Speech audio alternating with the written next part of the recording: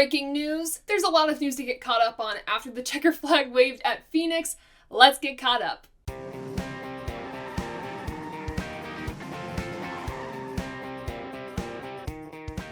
This episode of Above the Yellow Line is delivered to you by Doordash and brought to you by Shaq Gear.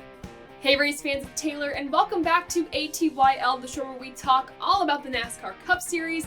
And today we're getting you caught up on all of the NASCAR news from silly season to alliances to anything you can think of. We're here talking about the biggest news since Phoenix, so let's get started.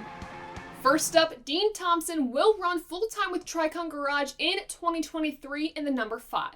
To get the terminology down, Tricon Garage is what was formerly known as David Gilliland Racing. They rebranded the team after switching to Toyota, so now when we talk about David Gilliland, we're going to be talking about Tricon Garage. So Thompson will leave Nice Motorsports and he will join teammates Taylor and Tanner Gray along with Corey Heim. All these drivers, very young, some have a lot of success, some are still looking for that success. Also, as a reminder, Tricon Garage still plans to run a part-time car, so that will be a 5th car with drivers moving in and out of that car for a team that is just rebranding, bringing on a lot of new drivers. I think that's a lot, but we'll see if they can be successful with that in 2023 as they bring Dean Thompson on to their team. Next up in the news, Sage Karam looks to make select starts with Alpha Prime Racing in 2023. Of course, Sage ran a few races with the team in 2022. He also ran 2 Xfinity Series races with Nice Motorsports in 2022. Out of those 7 starts that he made in the numbers 44 and 45 at Alpha Prime Racing, the most impressive comes with a top 5 at Daytona. That is the team's first top 5 in, I believe, their history. Alpha Prime Racing had a really solid stretch in the middle of their season where they had some pretty decent finishes. The one driver that made it happen and was able to make it happen consistently, though, was Sage. So I think he's very deserving of this opportunity. Having races in 2023 with Alpha Prime Racing is definitely a smart move for that organization, hopefully getting him in the seat a little bit more than he was for his 7 starts this season. Next up, talking about Raja Karuth, he's expected to go full-time at GMS in 2023, their truck program driving the number 24. We expect an official announcement for this on the 6th of December, so just a few days away. He will be joining, or is expected to be joining, veterans Grant Enfinger and young driver Daniel Dye. He raced part-time for Alpha Prime Racing in 2022. He also ran a few truck races for Spire Motorsports, and I want to focus on those finishes just a little bit more because he's going to be in the truck series. Let's look at his truck results in 2022.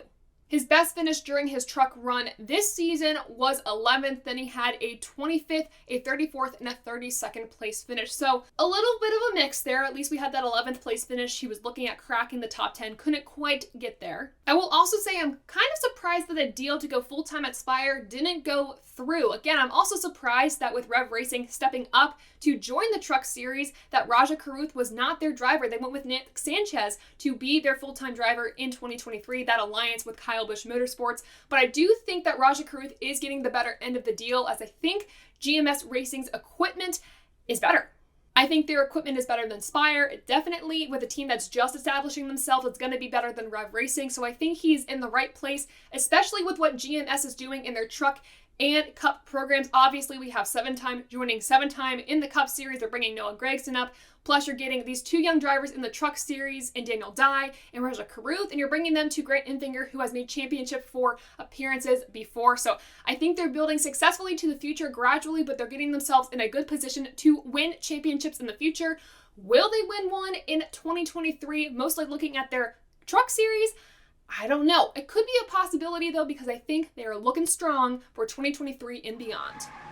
Next in the news, Brennan Poole will be fielding the number 6 car in the Xfinity Series for JD Motorsports in 2023. This is their 2nd full-time ride next to Bailey Curry, who will be in the number 4. This is a change I'm going to have to get used to. We are very used to seeing Ryan Vargas' name in association with that number 6 at JD Motorsports. He raced, I believe, 25 events with the team in 2022, but he announced a few weeks ago that they are parting ways as he's looking for a new venture in the future. He said that he will be behind a wheel at some point in 2023. He can promise us that.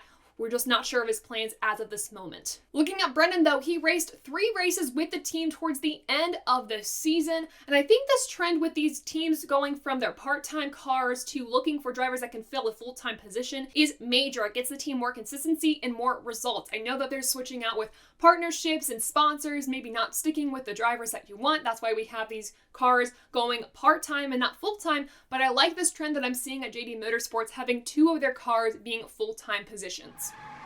Now let's switch a little bit to the Cup Series. We're gradually moving up the ladder here. We got to talk about Stewart-Haas Racing. Now, as Kevin Harvick is still trying to figure out what his plans look like beyond 2023, we have the future kind of set for Stewart-Haas Racing in 2023 and beyond. Let's talk about that. First up, Riley Herbst is returning to the number 98 in the Xfinity Series, obviously with Monster Energy as his primary sponsor. Joining him, though, in their second full-time car in the number 00 is Cole Custer. He is being demoted or bumped down to the Xfinity Series. I think this is a great move, though, because this is where he has seen the most success. Got an Xfinity win, actually, this season at Auto Club with SS Greenlight. Also, if we look at his stats in the Cup Series for this year, they're not what you would expect out of a Stewart-Haas Racing car. He only got 5 top 10s and finished 25th in points, which, like I said, not what you want to see out of an SHR car. He had glimpses of brilliance where you thought he could have been able to maybe win a race, or he could have been able to finish in the top 5 consistently. It never really happened for Cole. I think he's going to be happier in the Xfinity Series, and he's definitely a threat to win the championship title in 2023. I strongly believe that, especially if he was able to win in SS Greenlight equipment. Imagine what he can do in strictly SHR equipment. So who is taking his place? None other than Ryan Preece. He is bumping up to the number 41 in the Cup Series at Stewart-Haas Racing in 2023. For me, this was a long time coming. His last venture in the Cup Series was with JTG Doherty, and he was actually able to qualify for all the races. It was an on-turner car, but he was able to make it happen. In the 2022 season, he was bumping around from different teams, different races, wasn't able to make a full-time deal happen, and now 2023, he is headed into a full-time deal in the number 41. Preece is hungry for a win, and I think he's the guy that can bring consistency back to the number 41 car, elevating that car past what we have seen it do for the past few seasons with Cole Custer. Can we expect a win? I don't think so, but I think we're going to see more consistent top 10 results. At least that's my hope for that car, because it can do it. It's a matter of who can do it, and that guy for me is Ryan Preece. So Ryan Preece in the number 41 Cup Series car in 2023. So that's the Stewart-Haas lineup for now, but the question is, what happens to Hailie Deegan? We kind of thought that she was going to be moving into an SHR role, but now that the seats are filled, where is she going? She was kicked out of her ride and truck because the Tricon Garage merger with Toyota. So here's what I think might happen. There are 2 possibilities that I see for Hailie Deegan going into 2023. Stewart-Haas Racing could field another full-time car in 2023 in their Xfinity program for Hailie Deegan. We saw her excel in her start with SS Greenlight, so that could be a possibility. On the flip side of that, though, they could field her full-time at SS Greenlight in 2023 in their Xfinity program with their alliance with Stewart-Haas Racing, keeping her kind of in-house. I think that is a smart move. Another possibility that I see that I do not think is that likely is they field an entire truck team at Stewart-Haas Racing, putting all the backing behind Hailie Deegan. Again, like I said, I don't think this is possible. I think that is a really big step, but you never know these days. Crazy things have happened during silly season that we have not expected. That could be a possibility, but Hailie Deegan, she's going to be somewhere in 2023. I think it is crazy if she is dropped by any of these teams. It's just a matter of where in what series. So Hailie Deegan kind of out of the mix right now, but we are expecting probably some news before the season starts, seeing where she's going to end up. Keeping on with the Cup Series theme, the Money Team. We haven't heard a lot about them for a while, but the team, co-owned by Floyd Mayweather, is looking to make more starts in 2023 with their driver being Connor Daly. The plan is to make no less than 6 Cup starts. They're looking at road course races. They're looking at Phoenix, Las Vegas. They're looking at some pretty interesting tracks going into 2023. Connor Daly, though, he did run one of the races last season for the team. It resulted in some engine failures. It wasn't really what it was all cracked up to be, but the team really likes what they saw out of Connor Daly in terms of character and in terms of drive and commitment, so they want to keep that partnership going for the next season. Though we are expecting Connor Daly to run most of the races with that team, if not all, there is a but in that case, and that is with Helio Castroneves. If you remember, when he won his Superstar Racing Experience race, there was a deal between him and CEO Don Hawk of SRX, and that was he was going to get him a Daytona 500 ride. So those talks are happening with the Money Team, so we could see Helio Castroneves in that ride potentially going into Daytona, but we're not going to know who's actually going to be there until probably the week before. That's just how this all is working, but I would love to see Helio make a start in the Daytona 500. As for the rest of the races, can we expect a team like the Money Team to be competitive going into 2023? In my opinion, it's going to be a slow build. They're using ECR engines. We're going to talk about them in a little bit. So they have the potential to be competitive. Also, when you have more starts on the track and more time for your driver to be behind the wheel, again, Connor Daly had literally like a day behind the wheel before he went racing.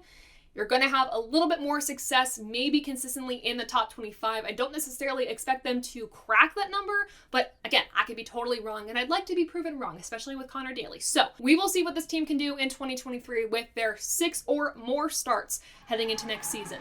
From one Cup team to another, Live Fast Motorsports, the Now 4 team, is planning to move to Chevrolet in 2023.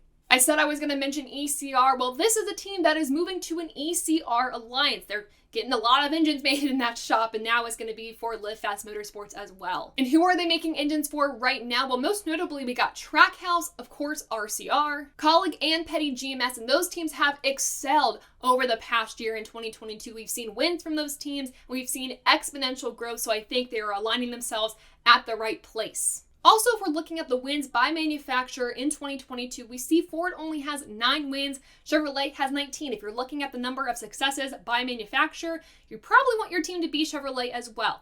I know they have more cars in the field, but still the numbers don't lie. They were clearly dominant in 2022 until it came to the championship, of course, where we had a Ford win. So it's a tricky move for Live Fast Motorsports, but I think they're going to be served better by it. Speaking of alliances, we have a new one formed between Rick Ware Racing and Roush Fenway Keselowski Racing going into 2023.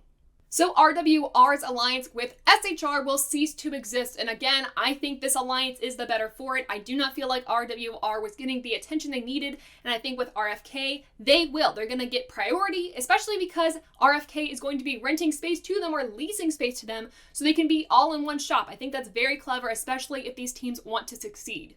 So, of course, I do think this will make RWR more competitive, and they have to be, especially if they want to keep the charter on the 51 car. They have to be above 30th in points if they want to keep that charter. I believe this is the last year to make that happen. So it's kind of a make or break year, and I think maybe that was the push to get this alliance to happen. But I think RWR is in good hands, and they could be more competitive. We saw some good moments from them this season, but there's still a ways to go. Of course, RFK, though, had some very good moments in 2022. Brad was maybe on the lesser end of that. Chris Buescher really excelled. But towards the end of the season, I think they started to figure it out. So we'll have to see how this alliance works out for RWR, for RFK. I think they're fine going into 2023. But eyes are focused on the number 15 and the number 51.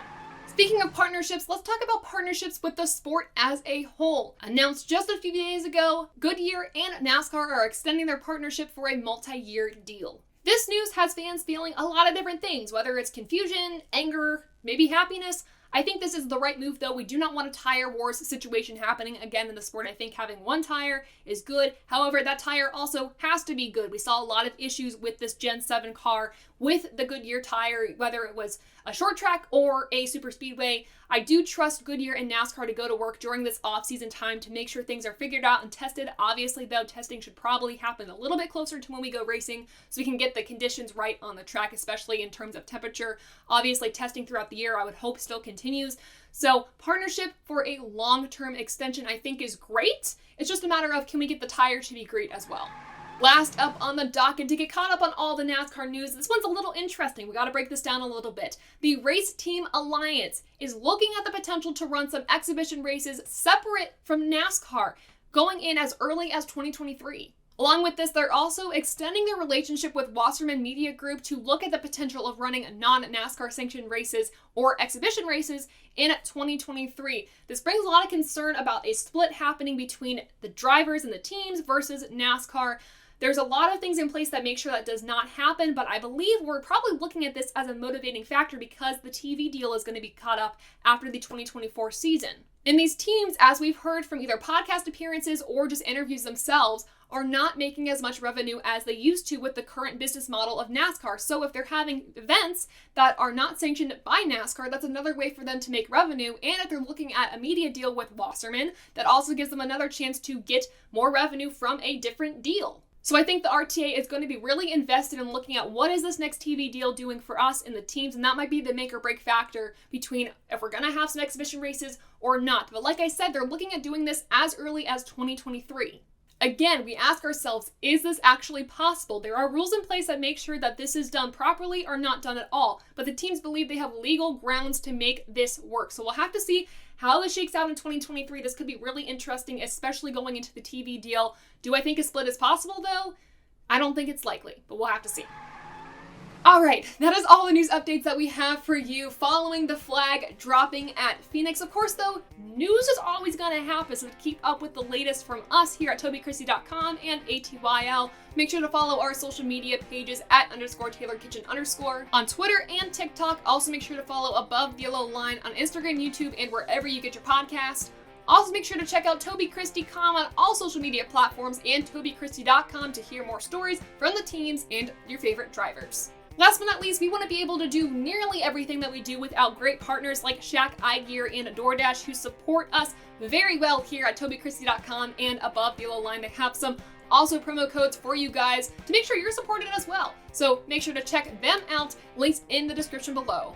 But before you check those links out, especially the ones involving ATYL merch, make sure to like this video, subscribe to the channel, share this with your friends and family. And guys, thank you so much for supporting us here at Above the Yellow Line and TobyChristie.com. And until next time, I'll see ya.